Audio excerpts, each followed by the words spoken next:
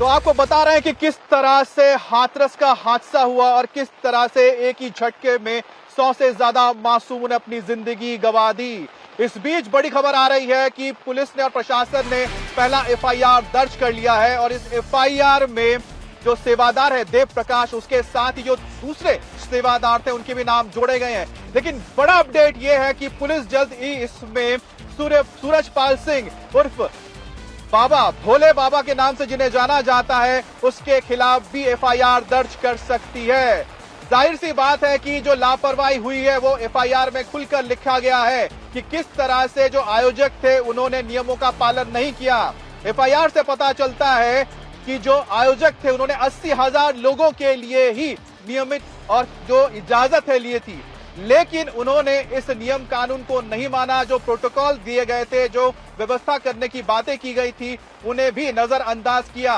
तो 80,000 लोगों के लिए अनुमति लिया गया, इजाजत ली गई और यहां पर पहुंचे 2.5 लाख लोग और उसके बाद जो ट्रैफिक है उसे भी अव्यवस्थित रखा गया। जीटी रोड पर जैसे ही बाबा ने कार्यक्रम अपना खत्म किया और यहां से वो जाने लगे, लंबा जाम लग गया और जैसे ही बाबा यहां से गुजरे, लोग उनके चरणों की धूल लेने के लिए नीचे बैठे। इस बीच पीछे से आ रही भीड़ उनके ऊपर आ पड़ी, जिसके चलते सैकड़ों लोगों की जिंदगी चली गई। देखिए हमारे सहयोगी पवन की यह खास रिपोर्ट। जहां बाबा का आयोजन हुआ वहां एक पोस्टर लगा है जिसमें आयोजनकर्ताओं के नाम है। वो ऊपर आपको बाबा दिखाई देंगे। सदा सदा के लिए जय जयकार हो, सोचकर देखो साथ क्या जाएगा, मानव धर्म सत्य था, सत्य ही रहेगा। और इसके बाद लगातार मानवता को गले लगाना, मानव प्रेम, आदर्श मानवीय समाज, मानव शब्द का इस पोस्टर में 10 बार इस्तेमाल किया गया है। यहां आयोजकों की लिस्ट अगर आप देखेंगे तो मुख्य प्रभारी इंजीनियर देव प्रकाश मधुकर हैं, राम सिंह के बेटे हैं, उनका मोबाइल नंबर यहां पर लिखा गया है। सवाल यह है कि जिस मानवता का संदेश बाबा देता है, उस मानवता की पोल इस वक्त खुल चुकी है। बाबा की तरफ से कोई बयान, संवेदना तो दूर, आकर भक्तों को सांत्वना तक भी नहीं दी गई है। और ये वो बाबा है जो अपने पूरे सेंटेंस में 10 बार मानवता शब्द का इस्तेमाल करते हैं। इन्होंने मानवता शब्द को अपने प्रचार प्रसार के लिए इस्तेमाल किया, लेकिन जब मानवता दिखाने का वक्त आया तो तब बाबा की प्राइवेट सिक्योरिटी एजेंसी ने लोगों को धक्के मारकर खदेड़ना शुरू किया। 80,000 की परमिशन ली, 2.5 लाख पहुंचे और जब हाईवे से लोगों को धकाया गया तो भगदड़ मची और उसमें लोगों की मौत हुई और बाबा की मानवता की हकीकत जनता के सामने आ गई। घटना को लगभग 18 घंटे से ज्यादा का वक्त हो चुका है, लेकिन अभी बाबा कहां है किसी को नहीं पता। बाबा की तरफ से संवेदना के 2 शब्द नहीं आए।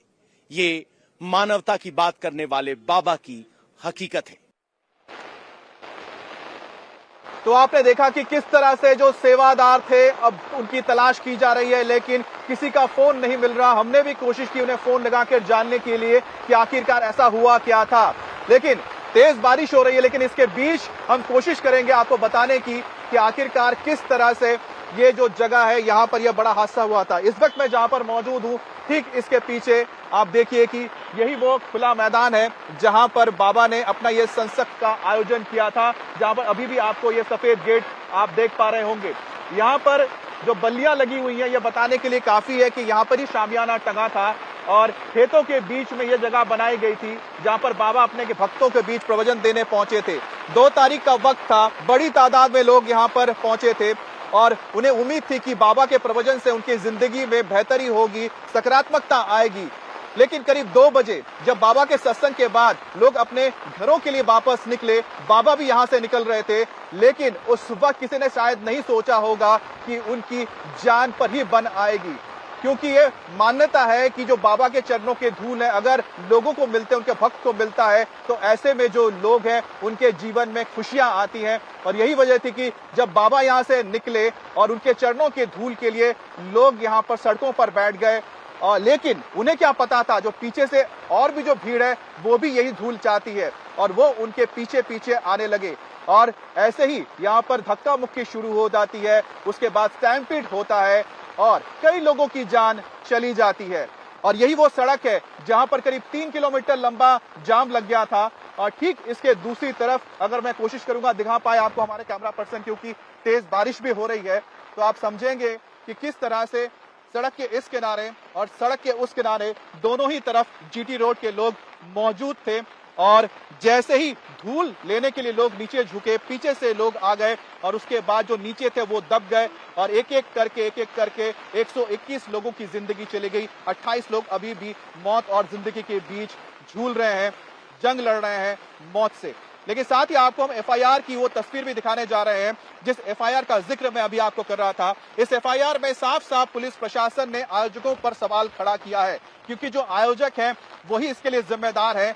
प्रशासन को उन्होंने जो चीजें बताई थी उसमें कहा गया था कि हम सत्संग करने जा रहे हैं 2 तारीख को, जिसमें 80,000 लोग यहां पर शामिल होंगे और इसी के लिए इजाजत मांगी गई थी और प्रशासन भी 80,000 लोगों के हिसाब से ही मुस्तैद था। लेकिन आयोजकों के उलट यहां पर 2.5 लाख लोग पहुंच गए। आप सोचिए, 80,000 और कहां पर 2.5 लाख, करीब 3 गुना लोग यहां पर पहुंचे, जिसके चलते यहां पर अव्यवस्था फैली और साथ ही साथ जो यहां पर वॉलंटियर्स थे वो यहां पर लोगों को नहीं संभाल पाए। आयोजकों की शर्तों का पालन नहीं करने का भी मामला सामने आया है, क्योंकि जिस तरह से जीटी रोड पर यहां पर ट्रैफिक जाम लगाया गया था, गाड़ियों को यहां पर खड़ा किया गया था, 3 किलोमीटर लंबा जाम लगा था, बसें यहां खड़ी थी, ट्रकें यहां पर खड़ी हो गई थी, जिसके चलते एम्बुलेंस को आने में भी दिक्कत हो रही थी। अब प्रवचन के बाद जब बाबा यहां से निकले तब उन्हें यहां पर लोग घेर चुके थे, लोग उनके पांव की धूल लेना चाहते थे और ऐसे ही वक्त में जो वॉलंटियर्स थे उन्होंने यहां पर रोक दिया लोगों को, जिससे भीड़ और बढ़ती चली गई। और जैसे ही बाबा यहां से गुजरे उसके बाद जो यहां पर धक्का मुक्की अफरा तफरी मची, उसी में ही कुचलने से एक साथ 121 लोगों की जान चली गई है। अब हादसे के सदमे के बाद आयोजकों ने भी बड़ी साजिश की बू यहां पर आने लगी है, क्योंकि ये माना जा रहा है कि हादसे के बाद आयोजकों ने जो बड़ी साजिश की बात कही है उसमें भी एक बड़ा सवाल उठता है कि आखिरकार अगर उन्हें लगा कि ऐसी व्यवस्था हो सकती है तो पहले उन्होंने प्रशासन से क्यों नहीं बताया और क्यों प्रशासन से उन्होंने अतिरिक्त फोर्स की मांग क्यों नहीं की। मौके से आयोजकों ने सबूत हटाने की कोशिश की थी। ये एक सबसे बड़ी घटना सामने आ रही है, क्योंकि यहाँ पर जो फॉरेंसिक टीम पहुंची है उनका भी यह मानना है कि यहाँ पर जो लोगों के कपड़े, जूते, जो तमाम जो उनकी अपनी चीजें थी उन्हें यहाँ से हटाया गया है। भगदड़ हुई, वहां पर फोरेंसिक की टीम पहुंची है और इस वक्त फोरेंसिक के लोग इस खेत से यहां पर लोगों का बचा हुआ सामान लेकर आ रहे हैं, जिसमें जूते, चप्पल, टिफिन ये सब है। और वहां अगर आप देखेंगे तो वहां बहुत सारे लोगों के जूते, चप्पल और बाकी सामान इकट्ठा किया गया है। फोरेंसिक से नजर से उन जूते, चप्पलों का भी निरीक्षण किया जाएगा कि उनकी हालत क्या है, वो कैसे टूटे, भागने के दौरान किस तरह का दबाव जूते चप्पलों पर पड़ा, वो सब फोरेंसिक जांच का विषय है। पुलिस की एफआईआर कहती है कि जहां भगदड़ हुई यहां बड़ी मात्रा में जूते, चप्पल और यहां श्रद्धालुओं का सामान था, लेकिन आयोजकों ने इस सामान को सामने वाले खेत में फेंककर छुपाने की कोशिश की। ये पुलिस की एफआईआर में आरोप लगाया गया है आयोजकों पर। सोचिए, आयोजकों को किए को छुपाने की इतनी हड़बड़ी थी कि जो श्रद्धालुओं का सामान और चप्पल यहां रखी थी वो पीछे खेत में फसल में फेंकने की कोशिश हुई। वो ढेर देर रात की तस्वीरों में हमने आपको दिखाया था और अब उन्हीं जूते चप्पलों को फॉरेंसिक एविडेंस के तौर पर बोरों में भरकर फॉरेंसिक की टीम यहां लेकर आ रही है। लेकिन गंभीर सवाल ये है कि घटना हो जाने के बाद साक्ष्यों को मिटाने की कोशिश की गई और अब फॉरेंसिक की टीम उन्हीं साक्ष्यों को जुटाने में लगी हुई है। और अब हम आपको अपने संवाददाता पवन डारा की वो रिपोर्ट दिखाते हैं जब घटना के बाद वो उस जगह पहुंचे थे जहां पर आयोजकों ने लोगों के सामान को फेंका था। जहां पर हादसा हुआ उस वक्त कितनी भीड़ थी, उस बात का अंदाजा आप ये लगा सकते हैं कि हाईवे पर बाबा की गाड़ी गुजरनी थी। उसके बाद सब लोग यहां खड़े थे। ये गिरी हुई जवार की फसल गवाही दे रही है कि लोग जब धक्का लगा तो पीछे की तरफ भागने लगे और इस जवार की फसल को रौंदते हुए आगे बढ़े। अब आप नीचे देखेंगे तो आपको यहां सैकड़ों की तादाद में चप्पल, ये पर्स अगर आपको देखेंगे तो महिला का खाली कर लिया है, किसी ने इसकी तलाशी ले ली है लगता है। ये पर्स है, यहां बैग है, पानी की बोतलें हैं, बहुत सारे चप्पल, जूते हैं। ये देखिए, ये एक और वाटर बोतल है। ये जूते का साइज बता रहा है कि ये महिला का जूता है। इस तरीके से यहां बाइक का टूटा हुआ शीशा भी है। यानी ये सब वो चीजें हैं जो लोगों ने भागते वक्त यहां छोड़ी। एक के बाद एक कतार में ये चप्पलें इस बात की गवाही दे रही हैं कि कितनी बड़ी संख्या में लोग थे। यहां देखिए, जहां देखेंगे आपको ये चप्पल हैं, और ये चप्पल लोग जब यहां कीचड़ था, खेत में पांव धंसने लगे तो लोग भागने लगे और उनकी चप्पल पीछे छूट गई। ये चप्पलें भगदड़ की गवाही दे रही हैं। और इस वक्त हम मेन रोड से लगभग 100 मीटर अंदर हैं, तो यानी भीड़ यहां तक थी, और भीड़ जब भागी तो इस जवार की फसल को रौंदते हुए आगे बढ़ी और इसी भगदड़ में लोग मारे गए। ये चप्पलें उनके भागने के दौरान के संघर्ष की गवाही है, और ये चप्पल इस बात की गवाही भी है कि एक बच्चे की चप्पल है जिसकी उम्र 4 से 5 साल थी, जो सत्संग सुनने आया था, लेकिन यहां सिर्फ उसकी चप्पल बची है। ये चप्पल उम्र की गवाही है, ये चप्पल उसके निश्चल होने की गवाही है। लेकिन भगदड़ के सामने वो बच्चा भी इसी खेत में भगदड़ का शिकार हुआ, और सब उस धार्मिक उन्माद में अंधे थे जहां बाबा को नजदीक से देख लेना चाहते थे। वो बाबा जो 116 मौत के बाद भी सामने नहीं आया है, संवेदना के 2 शब्द नहीं बोले हैं। सोचिए, जिस बाबा के दर्शन के लिए 116 लोगों ने अपनी जान गंवा दी, वो बाबा कैसा बाबा जो लोगों की भक्ति को दरकिनार कर, मौत की संवेदना को दरकिनार कर इतने घंटे बीत जाने। तो जाहिर सी बात है कि यही बड़ा सवाल है कि आखिरकार वो बाबा कहां पर है। सूरजपाल सिंह उर्फ भोले बाबा के नाम से जाना जाता है, और ये वही व्यक्ति है जिसके प्रवचन को सुनने के लिए इतनी बड़ी तादाद में लोग पहुंचे थे, और यही वो जगह है जहां पर ये आयोजन किया गया था। अभी भी आप देख सकते हैं कि यहाँ पर अभी भी शामियाना टंगा हुआ है, वो गेट यहाँ पर लगा हुआ है जहां पर बाबा की तस्वीर है। लोगों के अंदर भी गुस्सा बढ़ता जा रहा है, लेकिन जाहिर सी बात है कि बाबा के बारे में अभी तक कोई भी जानकारी नहीं मिली है। अब जिन बाबा के भक्तों की मौत हुई है, क्या बाबा उनके बारे में कोई खबर नहीं रखना चाहते? बाबा खुद क्यों नहीं सामने आकर एक बार भी उन्होंने जानकारी लेने की कोशिश की कि आखिरकार उनके भक्तों की मौत कैसे हो गई, कौन वो जिम्मेदार थे, या उनके परिवार से 2 बातें भी नहीं की, उनका दर्द तक वो नहीं बांट रहे हैं। लेकिन यही वजह है कि इस वक्त पुलिस बाबा की तलाश कर रही है, और जो बाबा है उनके मैनपुरी आश्रम में इस वक्त पुलिस मौजूद है, और मैनपुरी आश्रम की छानबीन की जा रही है। लगातार दूसरे वो आश्रम जहां पर बाबा के होने की उम्मीद है या फिर आशंका जताई जा रही है, वहां पर भी पुलिस इस वक्त कोशिश कर रही है कि जानकारी जुटाई जाए कि आखिरकार बाबा वहां पर मौजूद है या नहीं है। लेकिन लगातार बाबा की तलाश के बावजूद पुलिस के हाथ खाली है, बाबा के बारे में कोई सुराग नहीं मिल पाया है। बताया तो ये जाता है कि जो बाबा है, जिसका असली नाम है सूरजपाल सिंह, 1996 में पुलिस की नौकरी छोड़कर वो इस बाबा के चोले में आ गए, और उसके बाद अपने गांव से लेकर आसपास के इलाकों में सत्संग करना शुरू किया।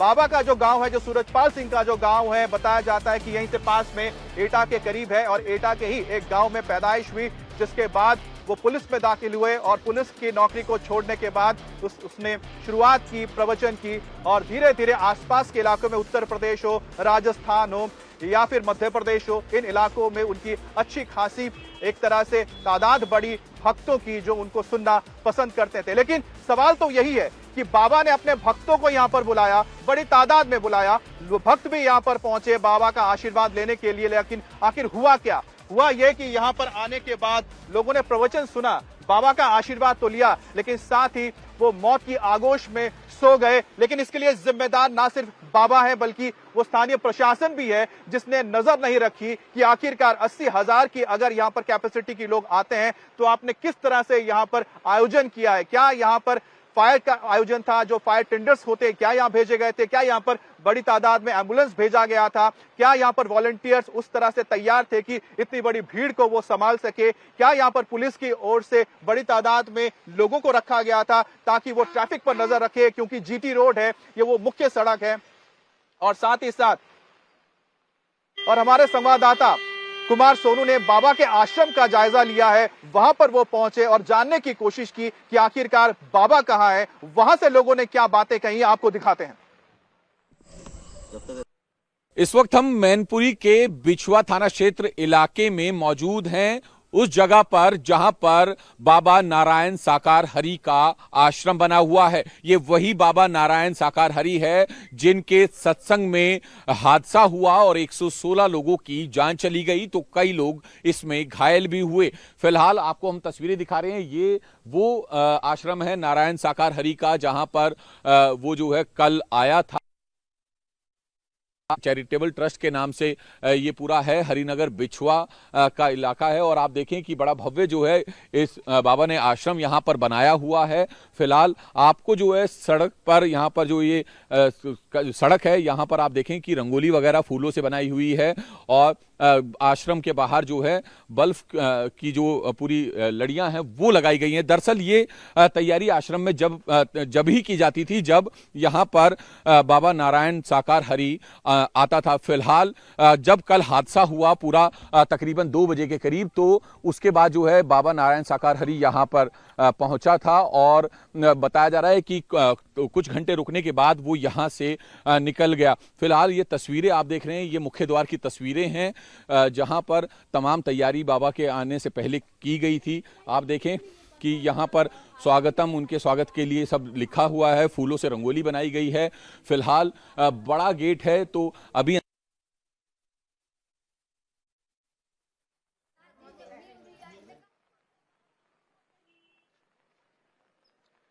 तो आपने देखा किस तरह से जो बाबा के सेवादार हैं वो बताने के लिए तैयार नहीं है कि आखिरकार बाबा कहां पर है, लेकिन आपको मैं वो जगह लगातार दिखा रहा हूं जिससे आप अंदाजा लगा सकते हैं कि बाबा ने अपने भक्तों को बुलाया, लेकिन अब वो बाबा कहां है जब भक्त दर्द में है और जब दर्द में बाबा साथ ना दे जिनके लिए वो यहां पहुंचे थे। ऐसे में सवाल खड़ा होता है कि कैसे बाबा है। ये देखिए यहां पर भी अब भी वो निशानियां हैं, यहां पर आप देखिए ये बच्चों की चप्पलें हैं, यहाँ पर जो महिलाएं आई थी उनकी जो चप्पलें हैं यहाँ पर अभी भी पड़ी हुई हैं। और इसी तरह से अगर आप जहां पर भी जाएंगे यहाँ पर चप्पलें ही चप्पलें नजर आते हैं, उनके बैग नजर आते हैं, उनके जो सामान है वो नजर आते हैं। और यहाँ तक कि जब आप खेतों के बीच में चले जाएंगे जहां पर कि ये आयोजन हुआ था, ये शामियाना अभी भी यहाँ पर लगा हुआ है, यहाँ पर आपको सिर्फ और सिर्फ यहाँ पर लोगों की निशानियां मिलती हैं और ये पता लगता है कि किस तरह से लोगों के ऊपर उस वक्त बीती होगी जब एक साथ हजारों की भीड़ टूट पड़ी होगी कुछ लोगों के ऊपर और उनकी मौत हुई थी। हमारे जो संवाददाता हैं लगातार सेवादार जो है बाबा के, उनसे जानने की कोशिश कर रहे हैं कि आखिरकार बाबा है कहां, लेकिन जो सेवादार है वो कुछ भी बताने के लिए तैयार नहीं है। वो लगातार इस बात को छुपा रहे हैं या छुपाने की कोशिश कर रहे हैं कि आखिरकार बाबा यहां से निकले तो गए कहां।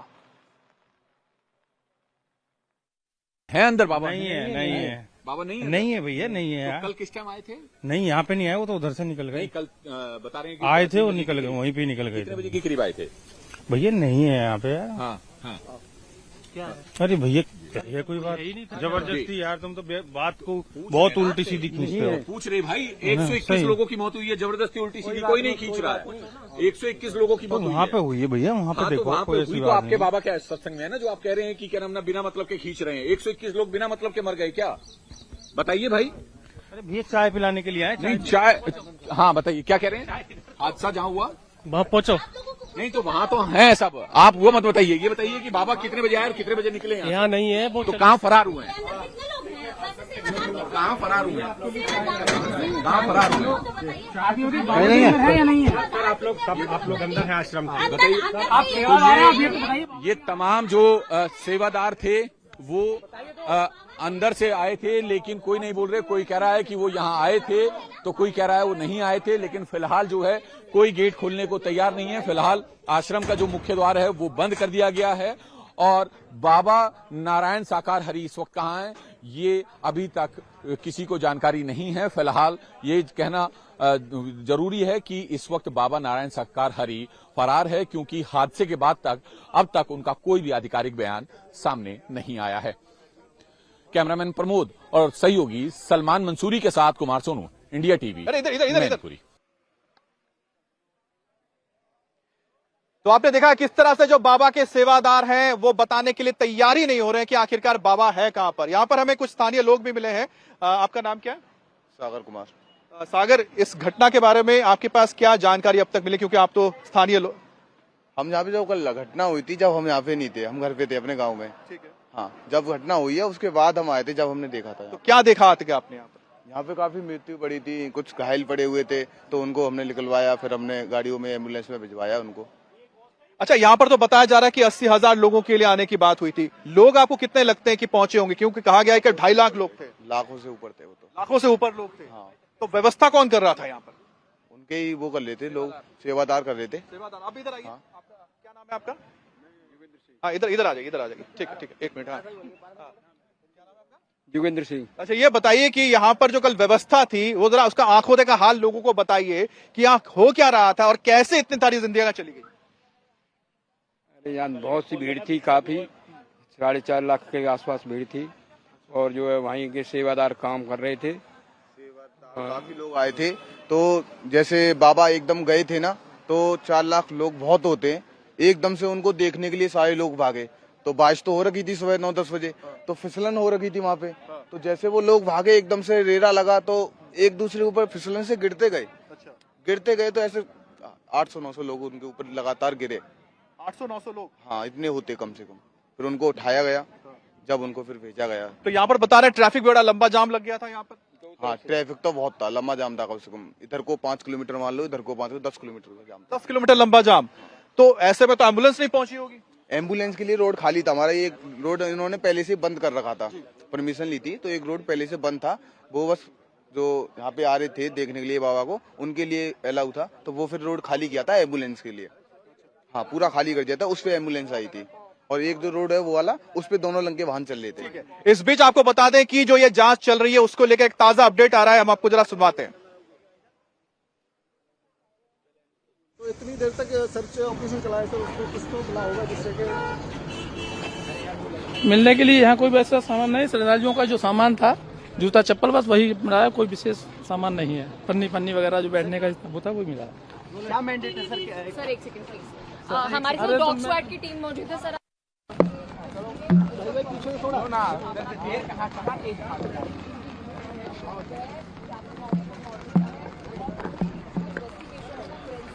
तो आपने यहाँ पर सुन लिया कि किस तरह से जो प्रशासन है वो भी काफी ज्यादा मुस्तैद है। 3 मंत्री, साथ ही डीजीपी प्रशांत कुमार और साथ ही साथ चीफ सेक्रेटरी जो मुख्य सचिव है वो भी खुद यहाँ पर मौजूद है, और हमारे साथ कुछ और लोग भी मौजूद हैं।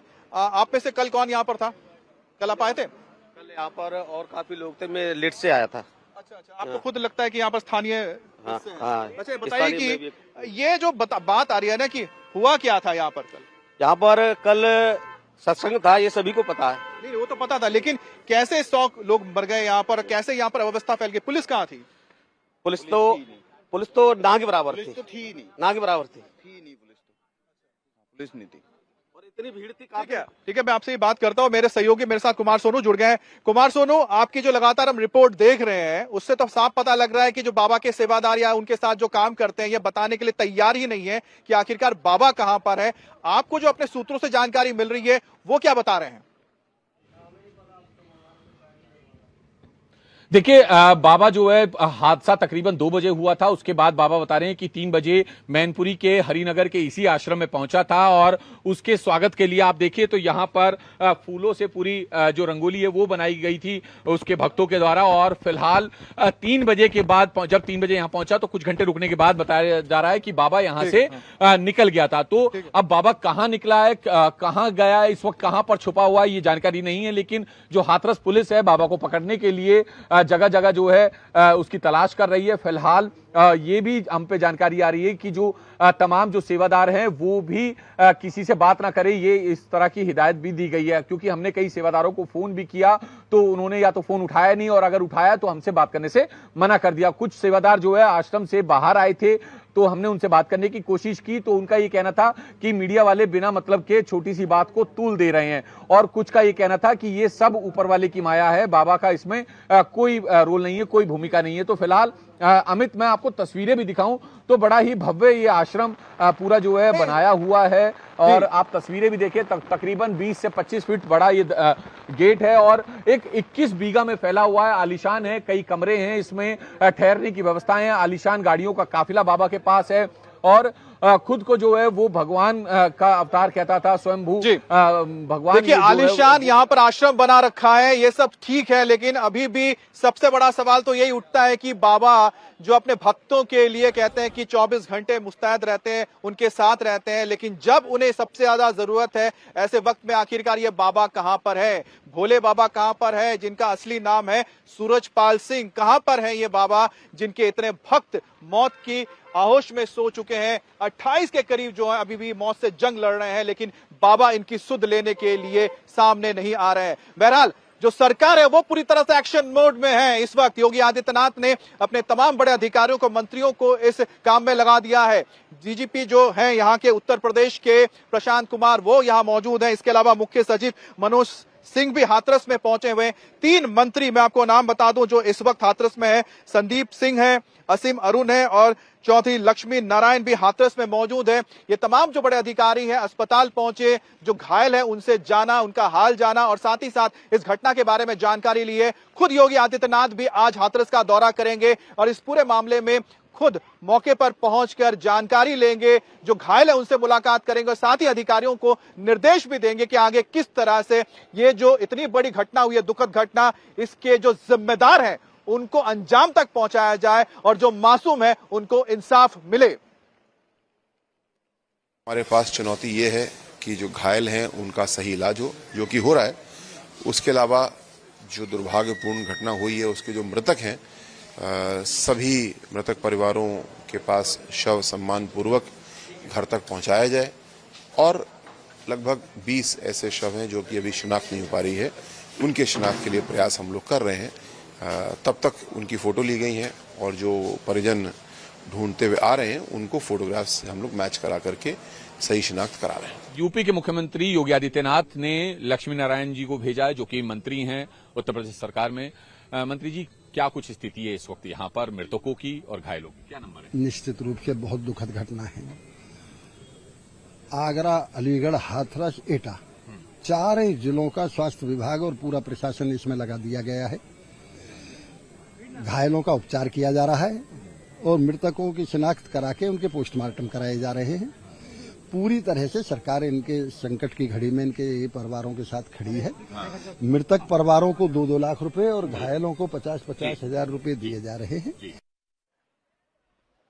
तो आपने यहां पर सुना कि किस तरह से जो प्रशासन है लगातार इस वक्त मुस्तैद है और जो घायल है उनके बारे में लगातार जानकारी भी ली जा रही है और साथ ही साथ उन्हें हर तरह के मदद के लिए भी यहां पर सरकार के जो नुमाइंदे हैं, बड़े अधिकारी मौजूद है। लेकिन इस बीच राहुल गांधी ने भी इस पूरे मामले पर बयान दिया है। राहुल गांधी ने कहा है कि जिनको यहां पर जरूरत है मदद की, उनको तुरंत सरकार मदद पहुंचाए। लेकिन जो अखिलेश यादव है, जो सपा के मुखिया, उन्होंने सीधे तौर पर इस घटना के लिए राज्य सरकार को जिम्मेदार ठहराया है और उनकी पत्नी डिंपल यादव, जो खुद मैनपुरी से सांसद है, उनका कहना है कि जो स्थानीय प्रशासन है उनकी लापरवाही के चलते इतने लोगों की जान गई है।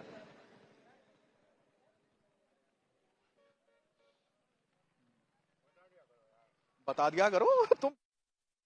सरकार को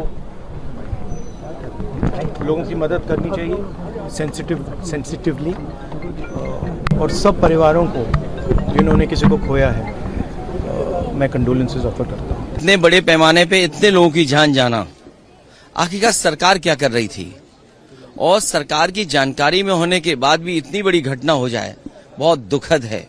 सरकार की जिम्मेदारी बनती है कि अगर किसी आयोजन में इतने लोग इकट्ठे हो रहे हैं या इतने लोग आने वाले हैं, तो आखिरकार उनकी सुरक्षा, उनकी व्यवस्था के लिए सरकार ने क्या किया, ये सबसे बड़ा प्रश्न लगता है। जब तक आप किसी आयोजन पे शुरुआत में से लेकर के अंत तक ध्यान नहीं देंगे तो ऐसी घटना ही होंगी।